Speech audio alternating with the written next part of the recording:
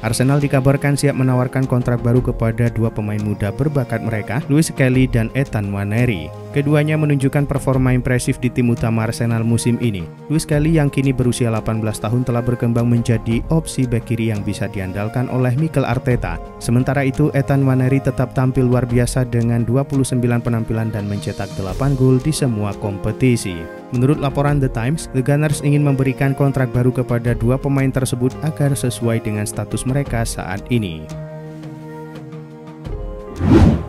Manchester United dikabarkan tengah mengincar bintang Borussia Dortmund Felix N'Mecha dalam upaya memperkuat skuad mereka pada bursa transfer musim panas mendatang. Laporan menyebutkan bahwa Dortmund sebenarnya enggan melepas sang gelandang, namun situasi finansial klub dapat memaksa mereka untuk menjual beberapa pemain bintang.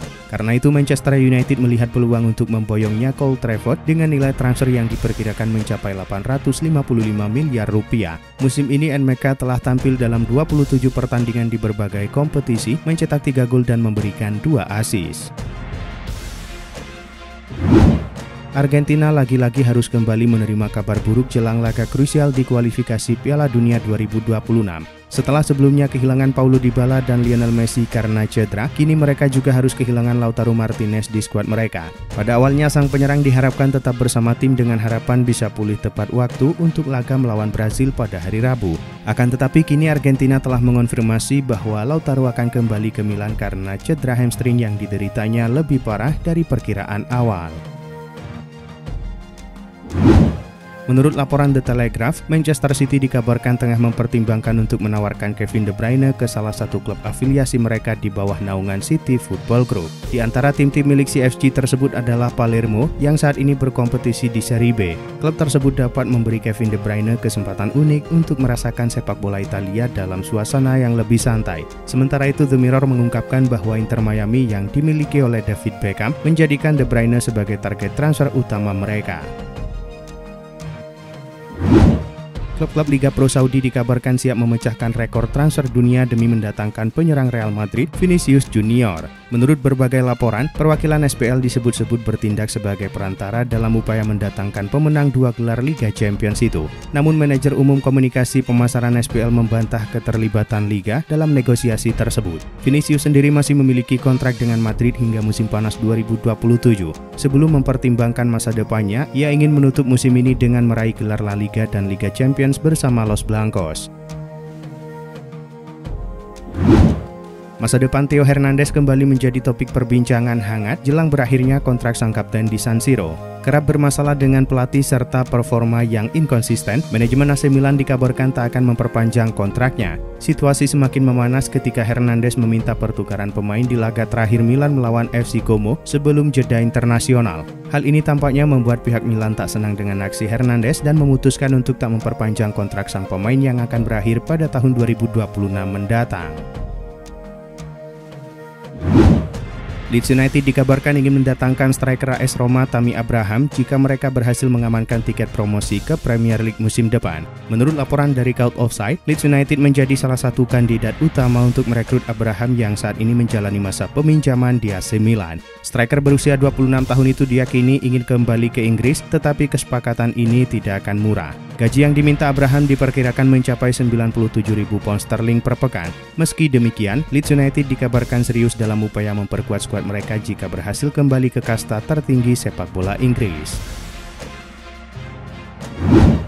Menurut laporan TBR Football, Newcastle United mengincar bintang Villarreal Yeremy Pino sebagai bagian dari strategi perekrutan mereka. Dengan klausul pelepasan senilai 80 juta euro, The Yellow Submarine berada dalam posisi kuat untuk bernegosiasi. Klub yang ingin merekrut Pino harus bersiap mengeluarkan dana besar atau menemukan cara lain untuk mencapai kesepakatan. Jika Newcastle berhasil mendapatkan Pino, ia bisa menjadi tambahan berharga untuk meningkatkan kreativitas dan daya serang tim. Pasalnya, The Magpies kini berambisi mempertahankan posisi di papan atas Premier League musim depan. Atletico Madrid akan melakukan pergerakan signifikan pada tahun 2025.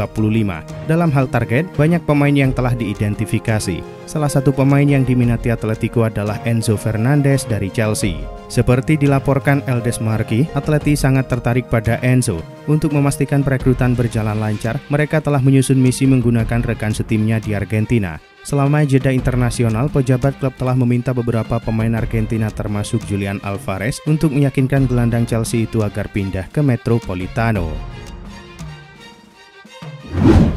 Manchester United dikabarkan semakin serius dalam rencana merekrut Kenan Yildiz. Bahkan MU siap bersaing dengan Aston Villa demi menebus Yildiz dari Juventus pada musim panas tahun ini. Menurut laporan Tim Talk, Setan Merah sudah melakukan kontak awal dengan Juve dan agen Yildiz, Jorge Mendes. Negosiasi transfer pemain asal Turki tersebut mulai berjalan. Juventus menetapkan harga sekitar 80 juta euro untuk pemain berusia 19 tahun tersebut. Angka itu tidak menjadi masalah bagi manajemen MU. Musim ini mantan pemain Bayern Munchen itu tampil dalam 41 laga untuk Juventus.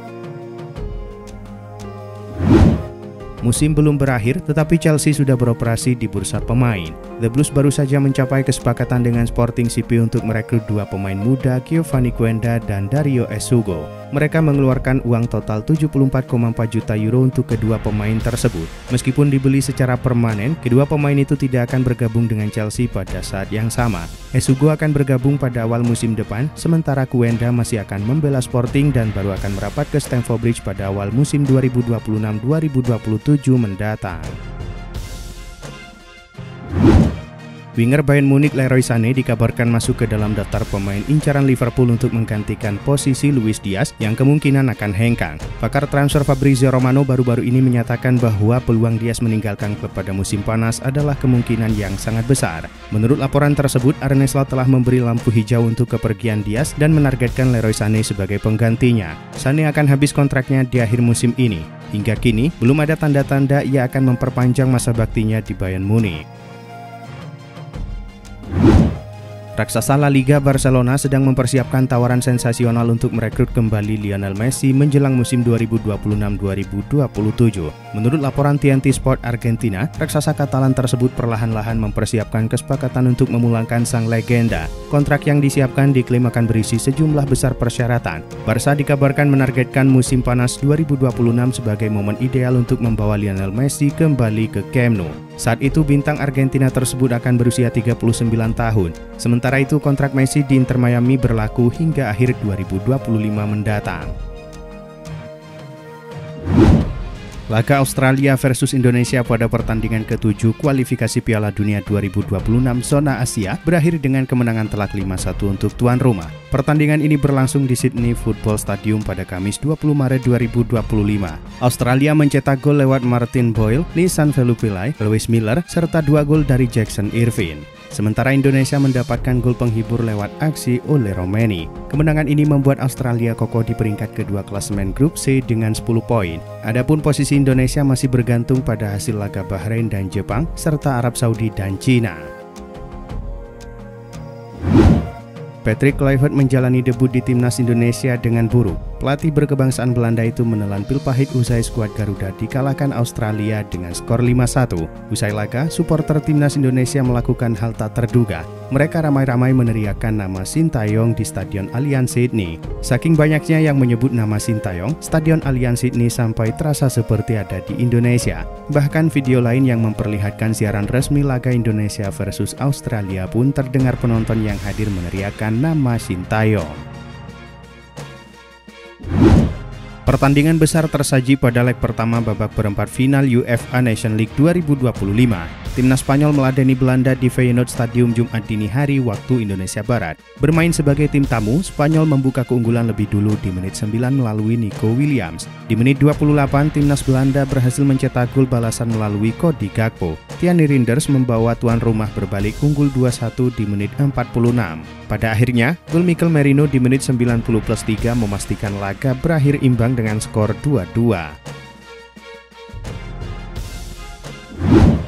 Timnas Italia menjamu timnas Jerman di laga leg pertama perempat final UEFA Nation League. Bermain di San Siro Jumat dini hari waktu Indonesia Barat, tuan rumah bisa unggul lebih dulu saat laga baru berjalan 9 menit. Sandro Tonali mampu menjebol gawang Jerman dan membawa Italia unggul 1-0 hingga turun minum. Timnas Jerman baru bisa menyamakan skor di menit 49 berkat gol yang dicetak tim Kleindienst. Pada akhirnya, timnas Jerman mampu mengakhiri laga dengan kemenangan 1-2 berkat gol yang dicetak Leon Goretzka di menit 76.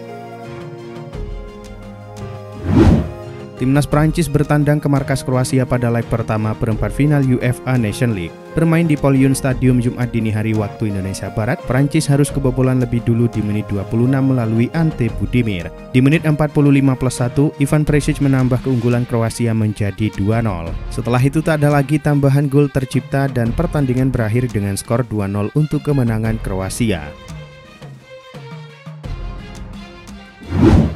Timnas Portugal berhadapan dengan Timnas Denmark di laga leg pertama perempat final UEFA Nation League. Laga ini berlangsung di Parken Stadium Jumat dini hari waktu Indonesia Barat. Sejak awal laga, Portugal lebih menguasai jalannya pertandingan, namun mereka cukup kesulitan untuk menciptakan peluang. Sementara itu, Timnas Denmark justru bisa menciptakan lebih banyak peluang di babak pertama. Pada babak kedua, usaha Timnas Denmark akhirnya membuahkan hasil. Rasmus Højlund berhasil membobol gawang Portugal yang sekaligus menjadi satu-satunya gol di laga ini. Skor 1-0 untuk kemenangan Denmark pun menjadi hasil akhir pertandingan.